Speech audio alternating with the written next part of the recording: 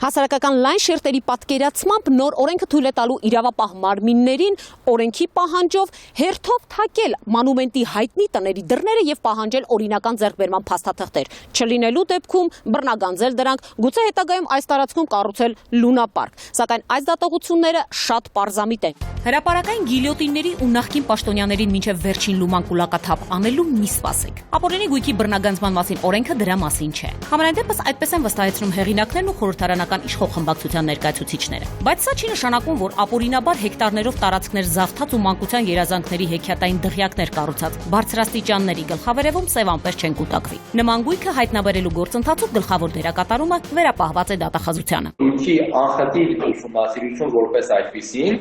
ելելով տվյալ անձի քաղաքական հայացքներից այս կամ այն ժամանակաշրջանում պաշտոն զբաղեցնելու հանգամանքից կամ պաշտոնի կարգավիճակից ուղղակիորեն չի իրականացվելու։ Ուսումնասիրություն սկսելու համար օրենքով նախատեսված հիմքերը 5-ն են։ 4-ի պարագայում պետք է պաշտոնյան կամ նրա հետ փոխկապակցված անձը աներ զոքանչ քերորդին հիմնականում կոռուպցիոն բնույթի հանցագործության մեջ մեղադրվելիս լինեն, որպեսզի զուգահեռ ուսումնասիրվի նաև նրանց գույքի ծագումը։ Հատուկ անդրադարձ կա նաև երկրից հեռացածներին ու այստեղ շատ, այսպես ասած, աբիժնիկներ թողածներին։ Հաջորդ հիմքը այն է, երբ արկա է քրեական գործի այնպիսի իրավիճակ, որ քրեական գործի վարույթը կասեցված է։ Օրինակ, մեղադրյալը գտնվում է Հայաստանի Հանրապետության տարածքից դուրս, հնարավոր չի հայտնաբերել նրա գտնվելու վայրը, կամ արկա լինեն օպերատիվ տվյալներ առայն,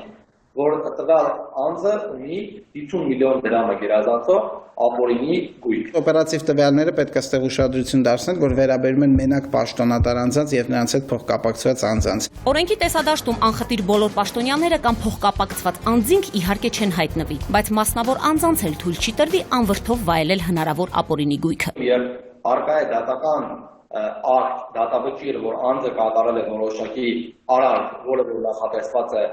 ապօրին ծագում ունեցող գույքի բռնագանձման մասին օրենքով, ապա այս պարագայում որպես այդպիսի սուբյեկտ կարող է լինել ինչպես պաշտոնատար անձը կամ այդ փոխկապակցված անձը, այնպես էլ ոչ պաշտոնատար անձը։ Եթե դու մասնավոր անձ ես եւ օրինակ քեզ մեղադրանք է առաջադրվել, քո օրինական եկամուտները տեսնում ենք եւ տեսնում ենք դու ունես մի հատ դղյակ, որը ոչ մի կերպ պետքա 1000 տարի աշխատես, որ այդ գումարով կարենաս գնես, այո, դու պետքա հիմնավոր ես։ Խնդրահարույց իրավիճակ է տարիներ շարունակ արտագնա աշխատանքով զգալի եկամուտ կուտակած եւ թանկարժեք գույք ձեռք բերածների համար։ Մանավանդ եթե նաեւ մերձավոր պաշտոնյա են ունեցել։ Այդ բարեկամ պաշտոնատար անձի հետ կապված ինչ որ գործընթաց է սկսվում, եւ քանի որ ինքն է փոխկապակցված անձ է, ասում են աշկից դու այնտեղ կոռուպցիոն գործընթացների միջոցով փող ես վերցրել, տվեց ես բարեկամը իր անունով գույք է գնել, հենց սպասի գնանք տեսնենք, ասում ախր ես Ռուսաստանում գնացել եմ, աշխատել եմ առանց թղթի, առանց ոչ մի բանի, գումարն էլ օրինակ ձեռքից եմ բերել։ Այսուհանդերձ անդիմադիրների կարծիքով օրենքի թիրախում գլխավորապես նախկին պաշտոնյաներն են եւ մտավախություն ունեն, որ այն կկիրառվի որպես քաղաքական մահակ, անգամ օրենքի լրամշակումից հետո։ Իշխող խմբակցության ներկայացուցիչները շտապում են փարատել կասկածները։ Չկա նման քաղաքական կամք եւ պատրաստ ինչ-որ միտում արհեստականորեն այս օրենքը կիրառել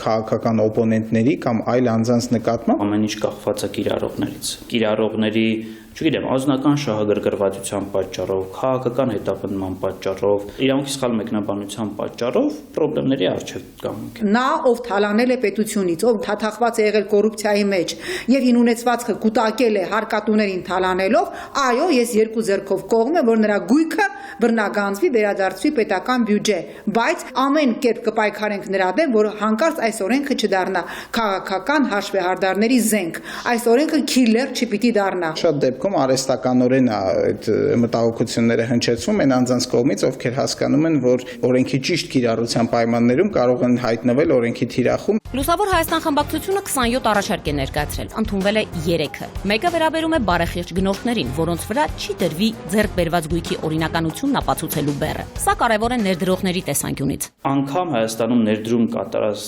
անձինք, ովքեր որևէ պետական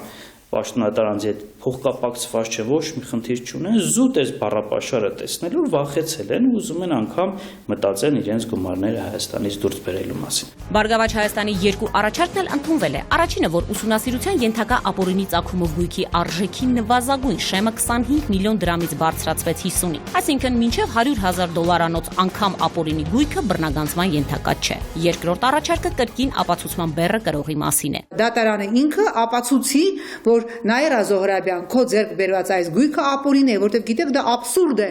մարդու վրա դնել ապացուցողական այլ բեռ։ Եթե պետությունը այդ ընթացքում ասում է այ դու այս գույքը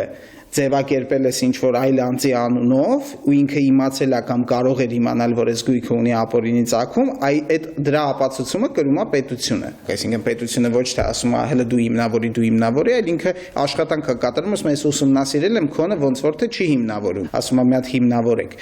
Այս մասով, այո, ապացուցման բեռը ընկնում է մյուս կողմի վրա։ Վերջնական տեսքի բերելուց հետո էլ օրենքում անդրամաբանական որոշ կարգավորումներ մնում են։ Մասնագետների ուշադրությունը գրավել են քրեական եւ ապօրինի գույքի վերաբերյալ վարույթների կարճման հիմքերը։ Այս օրենքով նախատեսված է, եթե հետագայում անգամ արտարացնող հիմքով կարճում է քրեական գործը, այնուամենայնիվ այս ապօրին ծագում ունեցող գույքի ուսումնասիրությունը այս վարույթը չի դադարեցվում։ Դա դեռ վերջը չէ։ Եթե օրինակ նա արդարացվել է, նոր դրանից հետո է սկսել գործընթաց ապօրինի գույքի հետ կապված գործողությունների շրջանակներում, այս պարագայում այդ գործընթացը կարճվում է։ Որպես փաստաբան Գեգամ Հակոբյանը օրենքում մի բաց է շեշտում՝ ինքնահայտարարագրման մեխանիզմի բացակայությունը։ Այսինքն, երբ անձը, այսպես ասած, մեղայականով ներկայանալու հնարավորություն չունի։ Ինքը գիտի, որ վաղ թե ուշ գալու են իր հետևից այդ տեղեկությունները այդ գույքը թաքցնելու չի, եւ մինչեւ իր նկատմամբ ուսումնասիրություն սկսելը կամովին գնար հայտարարել, որ ես ունեմ ապօրինի ծագում ունեցող գույք, այսպիսի խրախուսական դրույթը բացակայում է։ Այս պարագայում կարող են հաշվության համաձայնությամբ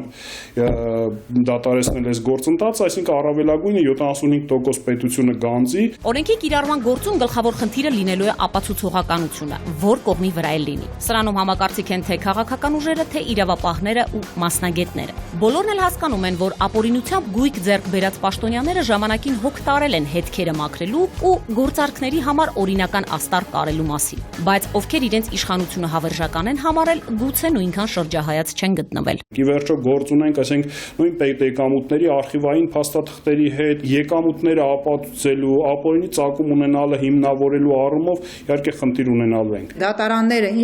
այդ ինչ պրոֆեսիոնալներ են այնտեղ նստած լինելու, որ կարողանան թույլ չտալ, չսայթաքել։ Այն անձինք, ովքեր հավաքվում են դառնալ տվյալ խորաբաժանման աշխատակից, պետք է անցնեն համապատասխան քննություն, այնուհետև ուսումնառություն իրականացնեն Արդարադատության ակադեմիայում, որից հետո որոշակի ժամանակահատված կանցնեն փորձաշրջան,